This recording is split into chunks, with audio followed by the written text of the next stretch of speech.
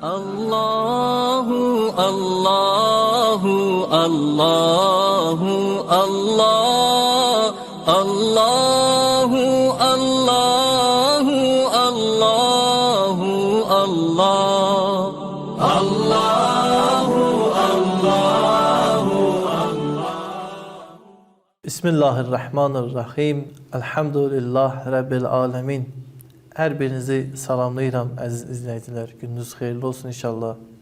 İslam ilahiyyətidir müzakirəmiz. Bugünkü müzakirəmizdə Allahın elmi barəsində danışacağıq.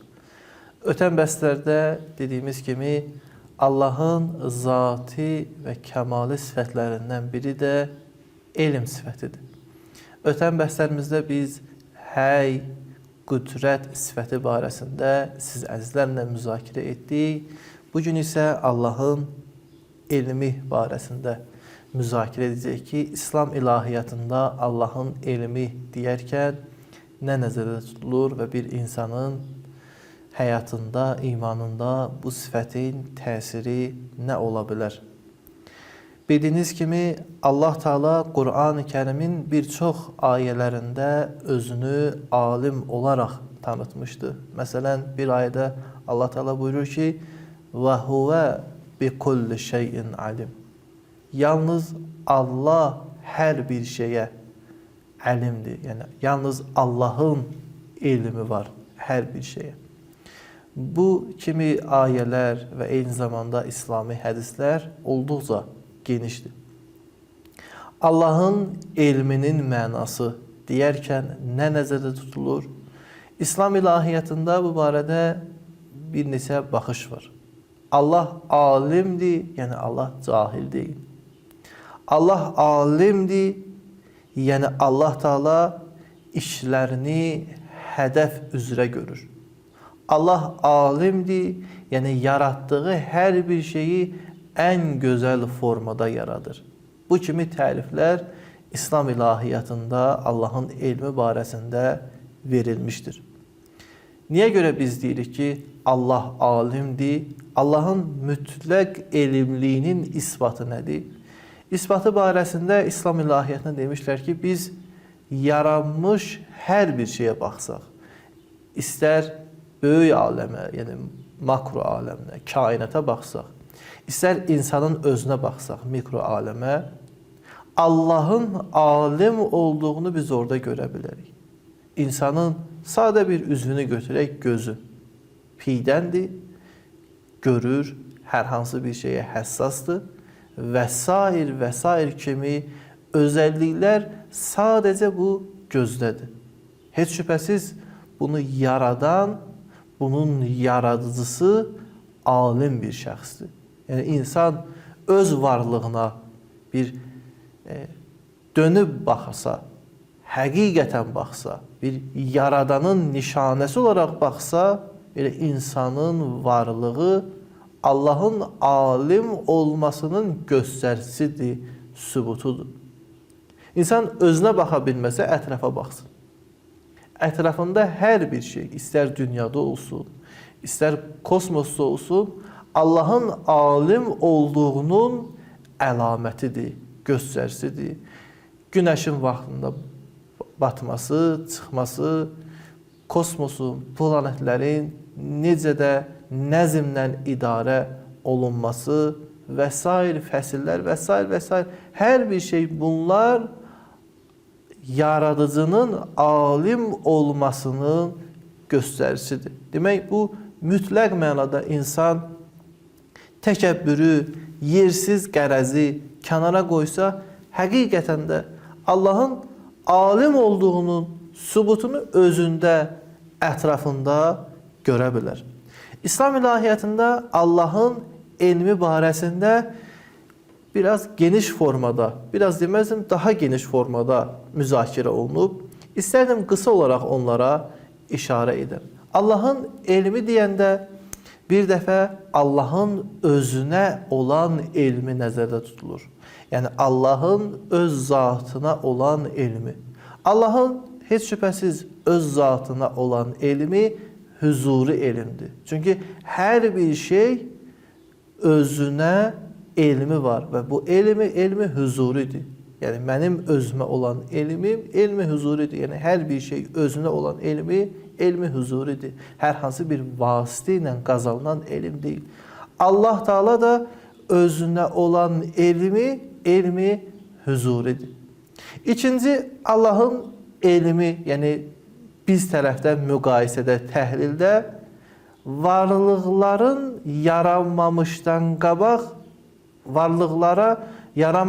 qabaq olan elmidir. Allahın varlıqları yaratmamış, onlara elmi vardı yoxsa yox? Yəni hər bir şey yaranmayıb.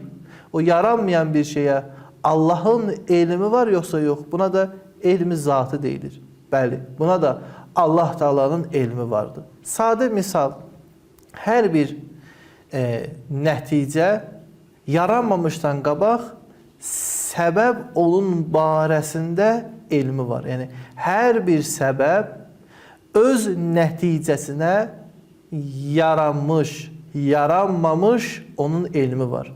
Məsələn, bir insan indi hər hansı bir kitab yazacaq, iş görəcək. Hələ o işi xaricdə yerinə yetirməyib. Amma gördüyü işə elmi var. Yəni, xaricdə bir şey yoxdur. Və Allah Taala da bütün bunlardan daha üstündür, daha ucadır. Heç şübhəsiz onun hələ ki icad etmədiyi, yaranmadığı hər bir şeyə elmi var. Buna zatı elm deyilir. Üçüncü, Allah Taala'nın elmi yaranmışlaradır. Yəni Allahın varlıqları yaratdıqdan sonra olan elmi. Buna feili elm deyilir. Yəni insan artıq yaranıb, insanın bu halına, bu vəziyyətinə Allahın elmi var. Amma burada diqqət olunması məsələ budur ki, Allahın bu yaranmışlara olan elmi var. Necədir? Yəni zatıdır yoxsa feilidir? Dediyim kimi bunlara feilidir. Feil hər zaman, yəni feili sifətin mənası budur ki, feil hər zaman o mə'lula görə, o nəticəyə görə həmişə dəyişir. Yəni Allahın insana vahid bir formada, bir vəziyyətdə elmi yoxdur ki, insan hansı düşüncədədir, hansı formadadır, hansı rəftardadır, Allahın elə məhz ona elmi var. Və bu dəyişməkliklərin nəticəsi, bu dəyişməkliklər Allahın elmində dəyişikliklər yaratmır. Yəni Allah heç bir zaman bir dəfə bir şeyi bilib, daha sonra bilmir. Yəni hər zaman artıq bilmiş olur. Hər bir halda İslam ilahiyyatında Allahın elmi bu üç istiqamətdə, bu üç formada təhlil olunur. Allahın özünə elmi, Allahın varlıqları yaratmamışdan olan onlara elmi, varlıqlar yarandıqdan sonra elmi. Edə bilərsiniz, bunlar barəsində siz müxtəlif kəlam kitablarına, ilahiyat kitablarına müraciət edirsiniz. Məsələn, Ayətullah Cəfər Subhani, Ayətullah Misbah Yezdi kimi alimlərin əsərlərinə, kəlam kitablarına baxaraq daha ətraflı bunlar barəsində məlumat əldə edə bilərsiniz. Bəs yaxşı, Allahın alim olması insanın imanına nə kimi təsiri var? Heç şübhəsiz insan dərk etsə ki, Allah hər bir şeyə əlimdir, alimdir, onun hər bir vəziyyətinə, hər bir durumuna imani baxımından həm özünü islah edər, həm aram olar. Sən bir iş görürsən, sən birinə bir yaxşılıq edirsən, birinə göz yumursan, bil ki Allah onu görür. Allah ona alimdir. Bil ki Allah Taala ona nəzər edir. Əxlaqi baxımdan da belədir. Yəni insan bilsə ki, onun hər bir rəftarını, hər bir düşüncəsini, düşünmək istədiyini Allah bilir, özünü islaha, nəfsi təskiyəyə daha çox meyil göstərər, daha çox çalışar. Və insan eyni zaman bilsə ki, Allah Taala mütləq alimdir, onun hökmlərinə tərəf qaçar. Onun hökmlərini yerinə yetirmək üçün yarışar.